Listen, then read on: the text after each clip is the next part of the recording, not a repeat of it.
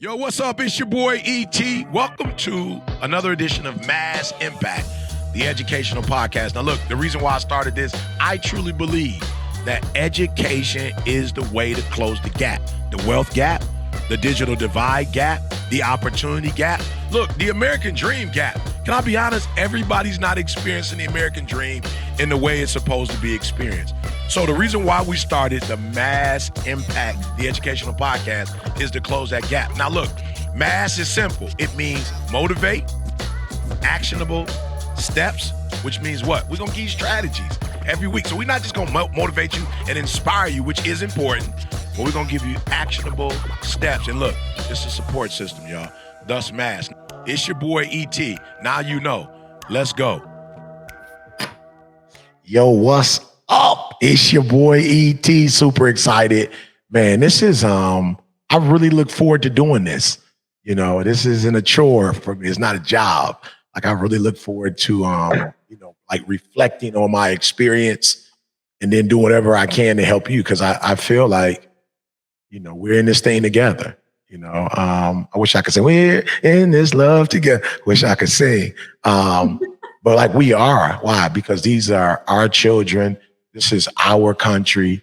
You know what I'm saying? Like we literally have an opportunity to make an impact on the world together. So I really look forward to this. And I hope you guys, look forward to it. With that being said, of course, this is, welcome to another edition of Mass, Impact. We want to motivate you because as we talked about in the previous episode, like, when you lose your hope, you lose everything, you lose it all. And I just thinking about, Martin Luther King birthday, Black History Month, so much of that is about hope, and not being so consumed with, the reality of what was going on that, our ancestors were able to see the future. Like, we gonna get through this. You know what I'm saying? And so I'm so glad they didn't lose hope. I don't know what that would have looked like if they would have lost hope. So we stay motivated, even in the midst of everything, stay motivated. And then, action steps. It's like, there are, as Katie said with her son with the affirmation, it's like, there's a solution for every problem. There really is. And so we want to give you action steps to solve that and then support. Like at the end of the day, man, it's nothing like having a friend you could talk to or somebody you can call. And I'm just being honest.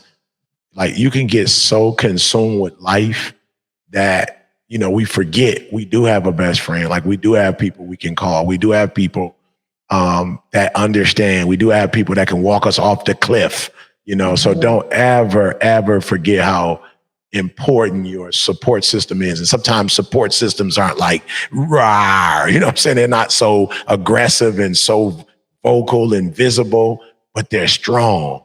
They're strong, and connecting with other humans, is important. So today, I want to talk about, because we're educators, but I think sometimes people forget we were students, and that experience has shaped who we are. I'll never forget when I had way more empathy and respect, and I probably want to say a different level of love from my mom when I realized, she wasn't always a mother, like she wasn't always this, super person that I, felt like, she's supposed to be perfect and she's going to do everything right. Like I remember when I used to start hearing about my mother's childhood, I was like, whoa.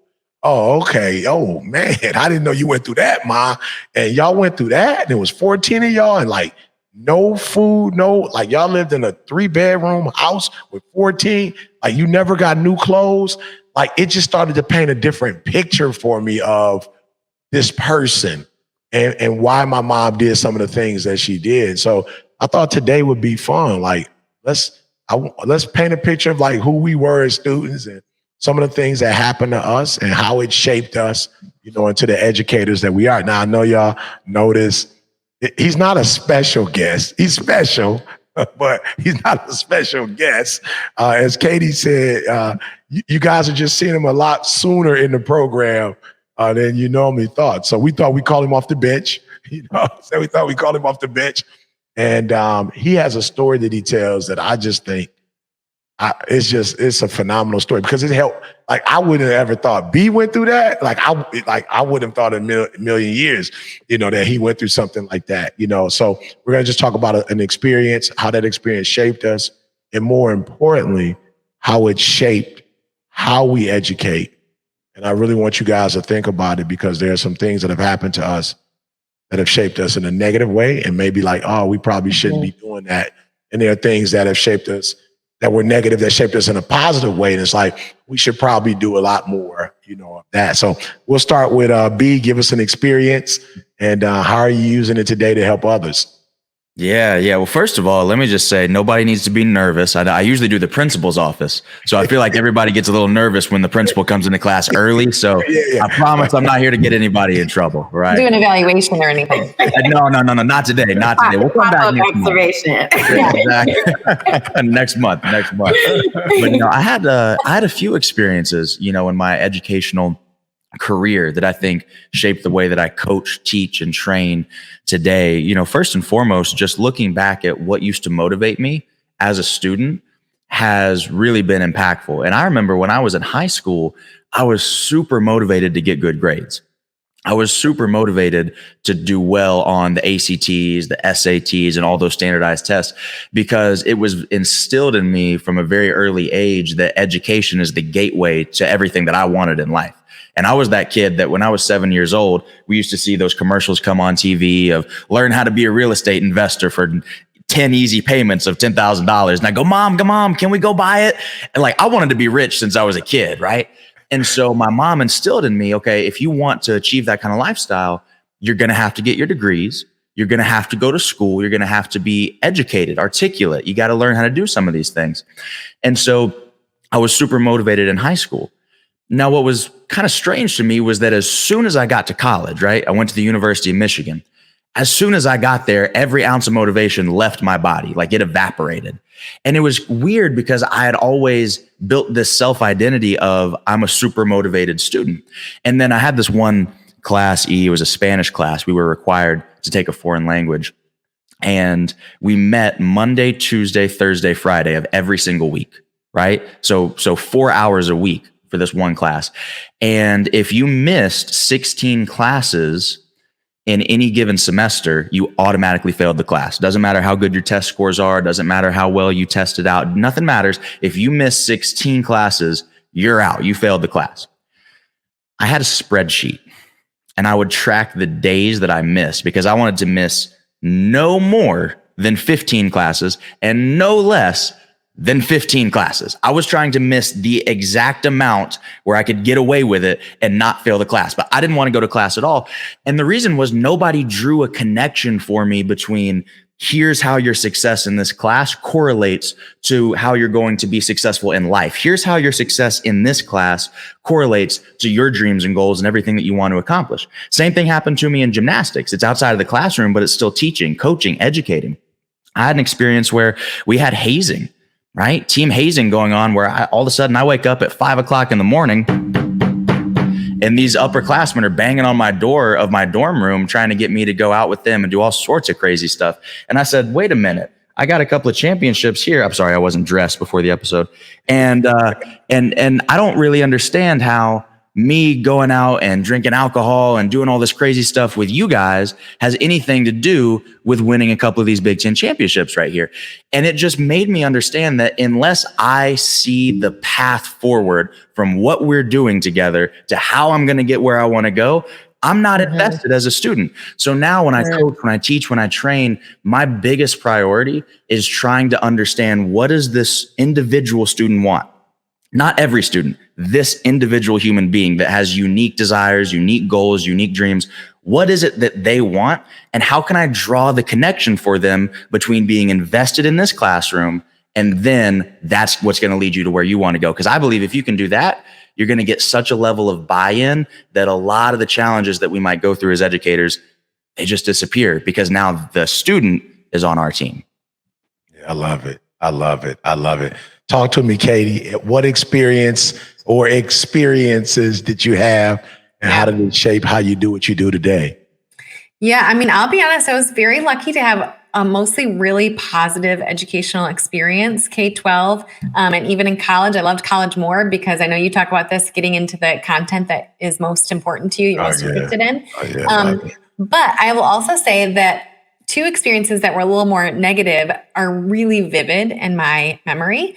And they're maybe kind of silly. The one of them is in first grade. I really vividly remember saying an answer incorrectly, and my first grade teacher repeating it and mocking me in front of the class. And I remember that. I mean, first grade, right? I was 6, but I remember it. And then in 11th grade, I was in an English class and was reading and fell asleep at my desk while I was reading. And the teacher came by with a textbook and got all the class to watch him first, and then slammed the textbook on the desk next to me to wake me up and shock me. And then everyone started laughing because they were watching. So, I mean, and truly, those were two things. And the majority of my experience was really positive. I'm very grateful for. But it makes me think about how those negative ones, even if they're in the minority, they stand out. And so that makes me, as I was kind of reflecting on that a little bit, it made me think about the quote of people will not always remember what you said or what you did, but they will remember how you made them feel. And so those two educators, I remember how they made me feel, right? In those two moments, I felt humiliated, even though the majority of my education was pretty positive.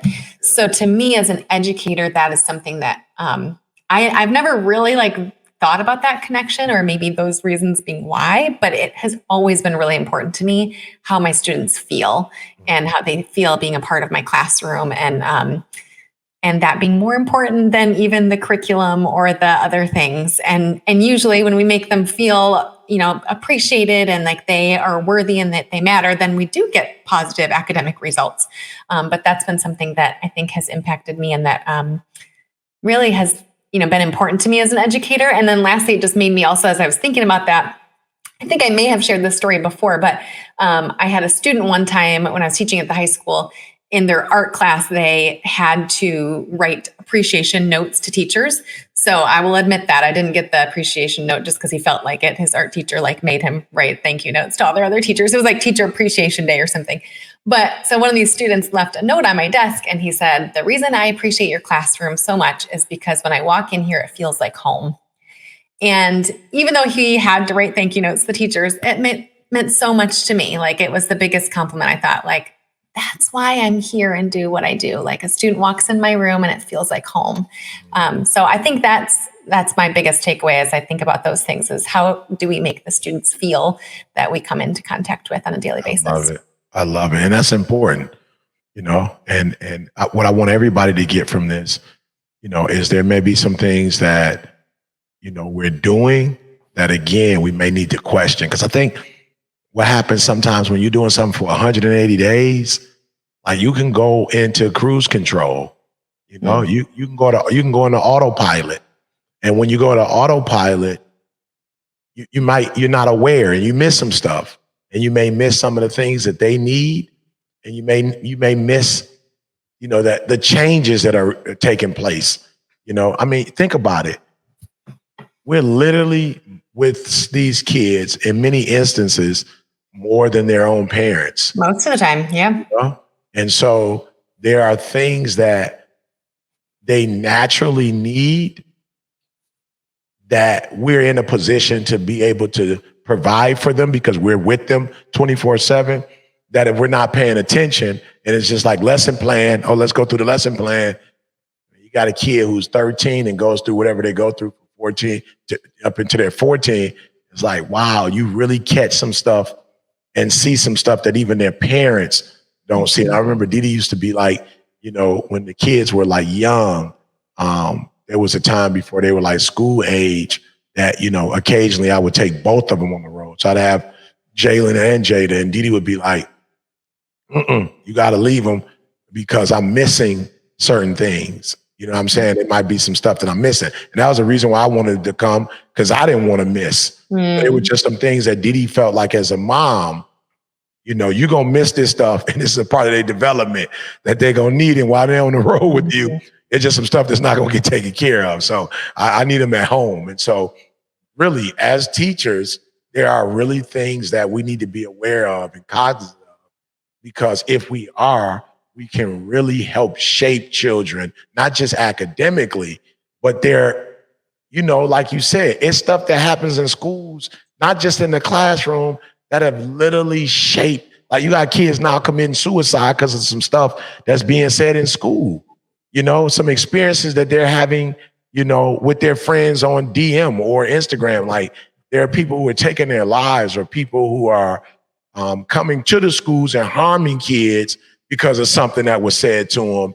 And now they're coming up to the school retaliating. I mean, we just had a 6-year-old take out a gun and shoot a teacher. It's like, yo, what happened in that classroom? Like, what was said or what was done? So I really want us to be cognizant of it, because if we are, then we'll be able to see some things and we'll be able to help assist kids, in their development. Sam, what are some of the things that shape your academic experience and ultimately, your teaching practices? Yeah, so I'm thinking back in Lansing, Michigan, when I was going into 4th grade. I wanted this specific teacher so bad. I would ride my bike up to the school, like, did I get in her class? Did I get in her class? They post it. And so I remember that she was such a popular teacher. And when I had her for 4th and 5th grade, she definitely lived up to the hype. I remember also, like B shared, being very motivated. My dad was a teacher, so very motivated to get good grades, to do well in school and all of that. And so I remember that they, did like the honors or kind of like gifted testing or whatnot. And so I remember that they started to pull some students out to go to a special program, for a few hours or whatnot. And I remember I didn't get selected. And I was like, what? Like, I'm motivated. I get good grades. Like, how come I didn't get selected? My friends are. And I just felt like really left out. And of course, probably like it did a little something to my confidence. And so I just remember how affirming my teacher was at that time, and how she really saw my gifts for what they were and empowered me in different ways. And I still have a letter to this day that she wrote to my parents just about me and my character and how much she believed in me and all of that. And so, not only did I see her do that for me, but I just saw her take individual interest in every student. Like, I remember Tupac passed away when I was in 4th grade, and there was a student who adored Tupac. He would kind of wear the bandana like him and all of that. And he was just hurt. I remember she had moved the desk up close to her, and just like how much special attention she was, so she just has such a gift for seeing every individual student. And so I tried to take that practice into my own teaching by just those affirming words. Like, it doesn't have to be a whole letter, but it could be, hey, I saw you do this today, right? Or like, wow, you put in great effort here. And just constantly, like, you never know how one affirming comment can really develop a student's confidence and really change their day and the way they approach the work. So yeah, I would say that that's something I've carried with me. And because I had that experience when I approached college and asked a professor, like, hey, would you write a letter of recommendation for me for this fellowship? And they said no. It didn't shake me in the same ways, because it was like, you know what? That's all right. I know what my gifts are. I know my abilities are. I know there's a different path also, and I don't have to go, in this route. I love it. I love it. I love it. I love it. I always talk about these two experiences. One was positive, and one was initially negative because of my personality. But as an educator, I began to understand why she would do this. And I started incorporating it in my, my teaching practices. But the first one was Miss Nunn. And Miss Nunn must have been Einstein in her EQ. She must have been Einstein. She was I do remember a very, she was a young teacher at the time, and beautiful, and like all the boys just used to oh, Miss Nunn, but I think it was her inner beauty that probably really was, because we were in high school, so she was just a beautiful soul, like Never had any problems with anybody. Everybody, the principals, like everybody loved her. And I just remember her meeting us where we were and always affirming where our strengths were and not necessarily our deficiencies. So if you had a problem with reading, she would always highlight like something you did do well. So she would always say about me, like, yo, Eric, you are very expressive. Like when you read something, like even if you don't get all the words right, like you're super expressive when you read, and you just make everybody feel what you're reading. And I love that about her, that she would affirm us. Now, Miss Lavalis, I always say, the whole school says she was the wicked witch of the West. And we used to always say, why is it that the evil teachers never get sick? They never have babies. Right. You know what I'm saying? They don't never have no baby. They're always there. You know what I'm saying? They always there. You know what I'm saying? But she had now that I look at my, assessment, I'm very, very low, with the air traffic control, which is our part, which is analytical, orderly, systematic, very low. And she was very high in that because she wouldn't give us a grade only based on the content, but she would give it to us based on the structure she designed. And so it was like you had to write the date in a certain place. You had to write the time in a certain place. You had to write your name in a certain place, the subject in a certain place. You know what I'm saying? Like the number of pages. Like she was really, really, really analytical. Like that was her strength. And so originally when I taught, I was like Miss Nunn, I made sure that my students felt good about being in school. They felt good about themselves. I would have them at my house, after school. Didi at one point would work the afternoon shift. So she worked 3 to 11. So they would be at the house from 3:01 to 10:59. And they would scatter, what I'm saying, like insects. When we see Didi coming home, we see the headlights, they would choo. But they would be at the house, we would cook, we would play video games, we would study together. I would take them on the road with me. And I was very lenient in terms of structure. But I grew to learn why Miss Lavalis did it.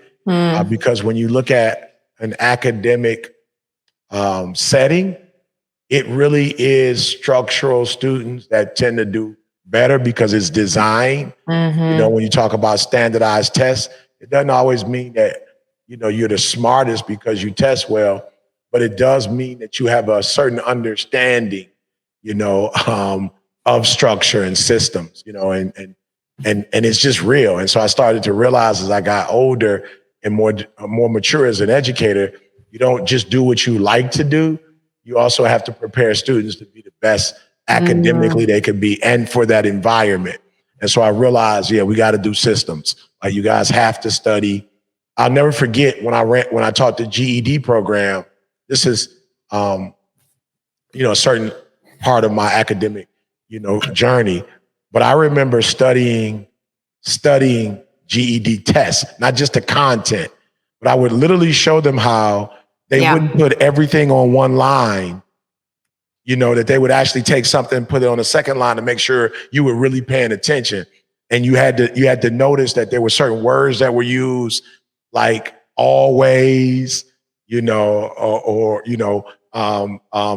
without question. And I would show them like, if you see always, like don't get caught up in anything else it says. There's no such thing as always, and so I started to really teach structure and the importance of structure.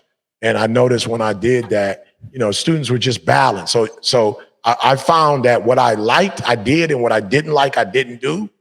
And I realized that wasn't appropriate as an educator. It's not about what you like and what you don't like. There are some things that you do well naturally, and you need to do those things.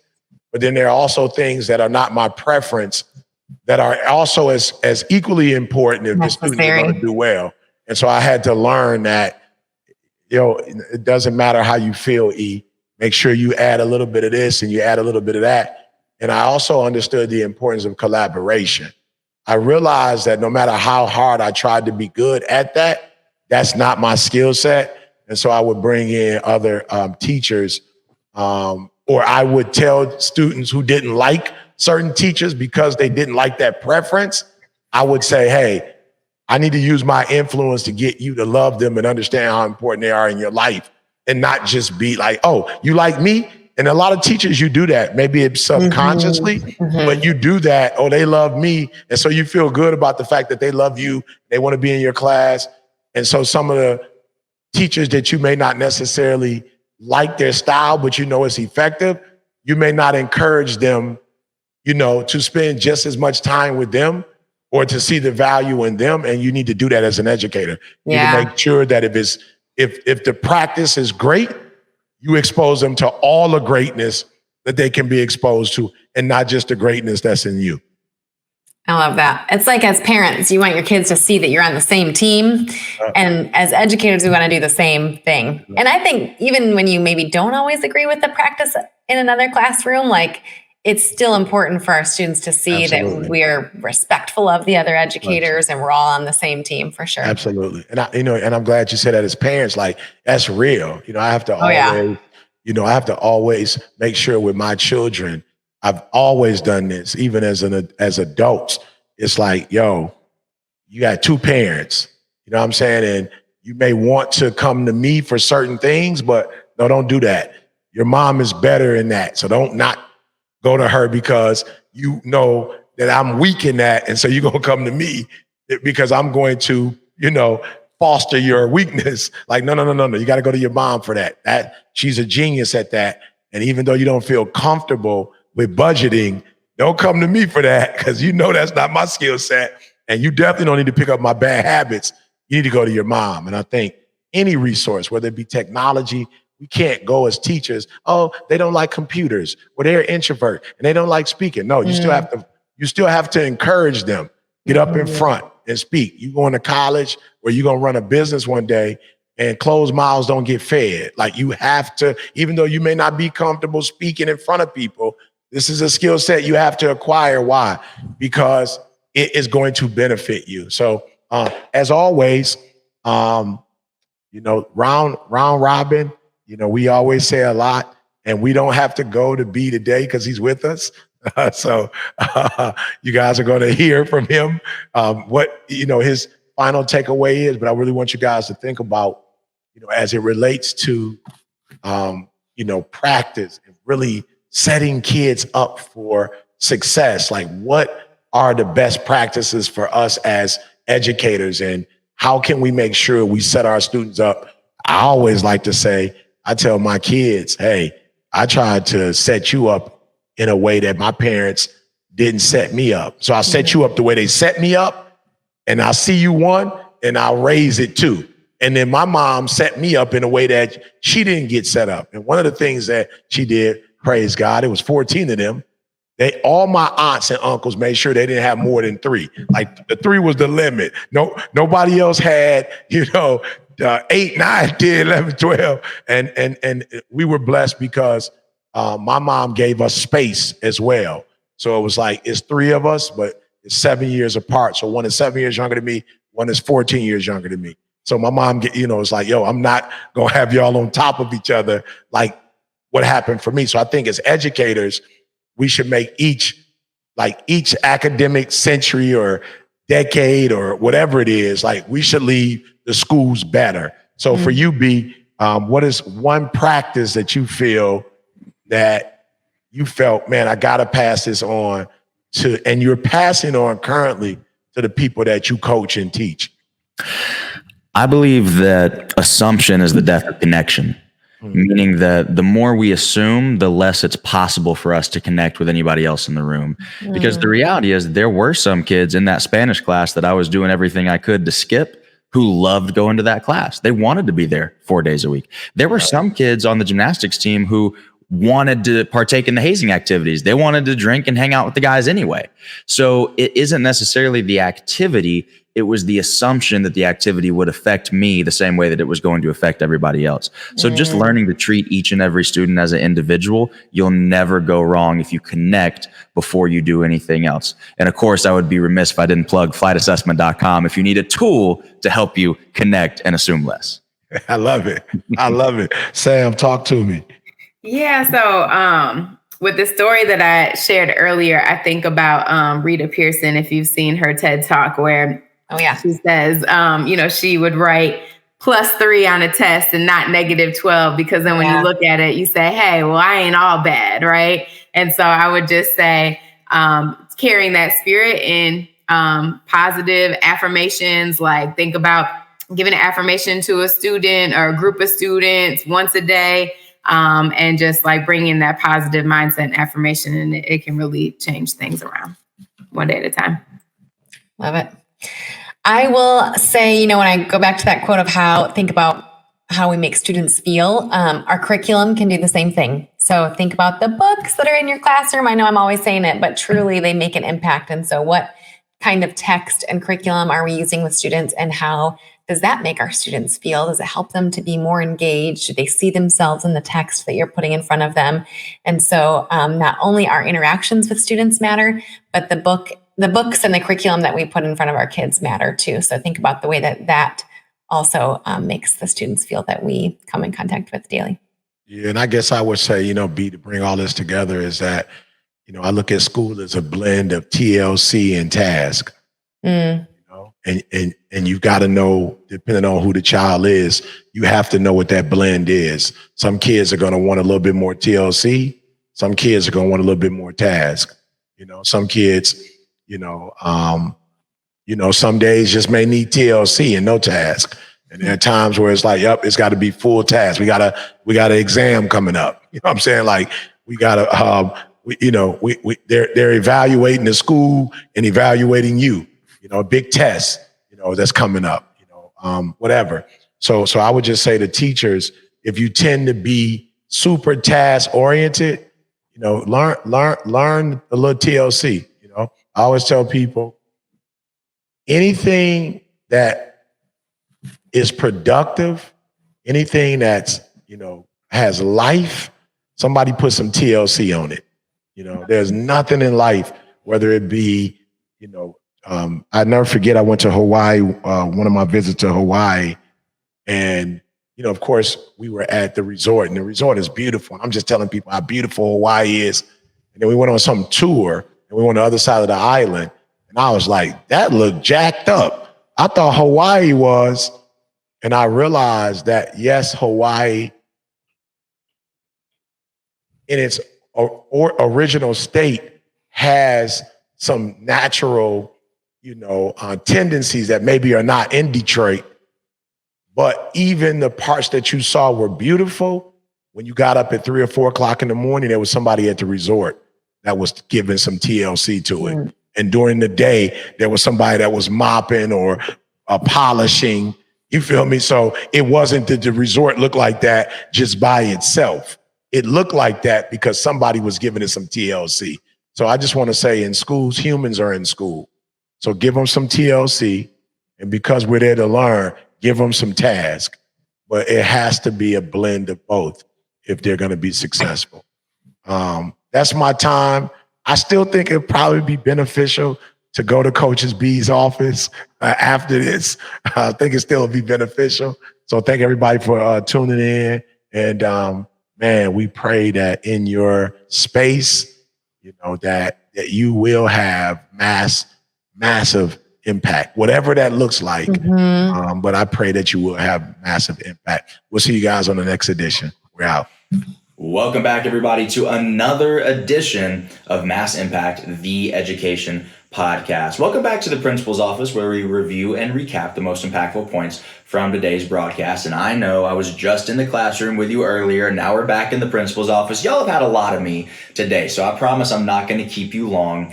But today's episode number 27, was all about our own personal experiences with education and how that has molded us and informed our own teaching and educating style. Because often as educators, it can be helpful for us to really pause and reflect on how our experiences as students has influenced the type of educators that we have become, either in a positive or a negative way. And I think a lot of times when it comes to these influences from earlier on in our lives, many times they're neither good nor bad, but they can kind of turn sour if we're not aware of them. As soon as we become aware of them and we say, oh, this experience influenced me in this way, and that's why I teach the way that I teach, then that puts us in a position of consciousness to say, well, now I can make the determination of whether this is a good adjustment or a bad adjustment.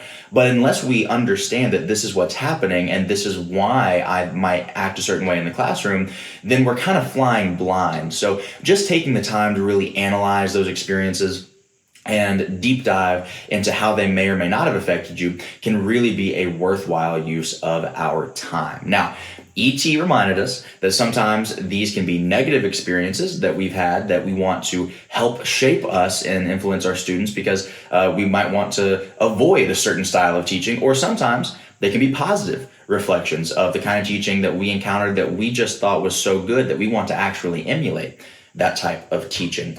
Now, take a few minutes after this episode is over and just reflect on your journey as a student and now as an educator, how you have integrated those experiences into your teaching style. And think about the impact that was made on you by certain teachers, either positive or negative. What did one teacher do that had a massive impact on you in a good way? And what did another teacher do that may have unfortunately had a massive impact on you on a negative way? And then I want you to stop and think about, is that affecting the way that you teach today? And if it is, what do you want to pass down to your students? Because each one teach one, as we get taught and we mature and we go through this educational journey, we become teachers, we become educators. Now we are at the front of the classroom instead of the back, and we get the opportunity to pass down some of these practices, some of these beliefs that we're instilling into our students. We get to pass down a lot of these things, but the most important thing is that we put ourselves in a position to consciously pass down what we believe is worth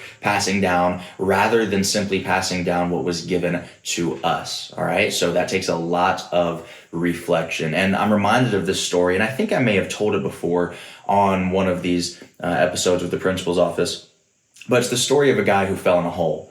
Right? And if you've never heard it before, it's this guy who's walking down the street. He's on the sidewalk and he falls in a hole.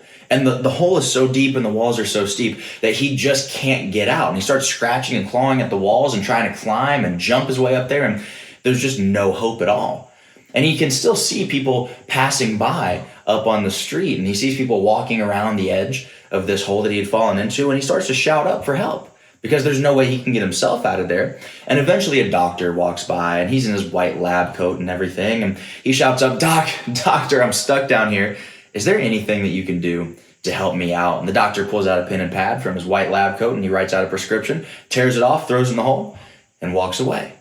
And our guy's stuck down there like, what exactly is this supposed to do for me? I'm stuck down here, and I don't know what to do. I don't know how to get out of this situation. This prescription isn't going to help me do anything. So after that encounter, he almost becomes even more hopeless. He becomes more discouraged about his situation. But sooner or later, he sees a pastor walk by on the surface, and he shouts up, Father, please, I'm stuck down here and I don't know what to do.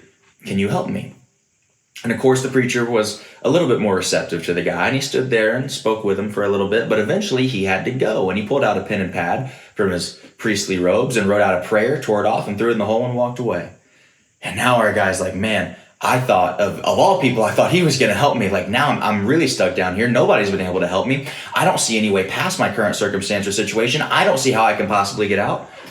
And he begins to lose hope. And he begins to have all these dark thoughts race through his mind. And he feels like his experience is outside of his control and there's nothing he'll ever be able to do about it. And then finally, a friend walks by along the surface. And in one last ditch effort of desperation, he shouts up, hey man, It's me. I'm stuck down here. Is there anything that you can do? Now, the friend reacts a little bit differently. He takes a peek over the edge of the hole. He kind of surveys the situation, looks around, tries to understand what's happening. He takes a deep breath, and he jumps.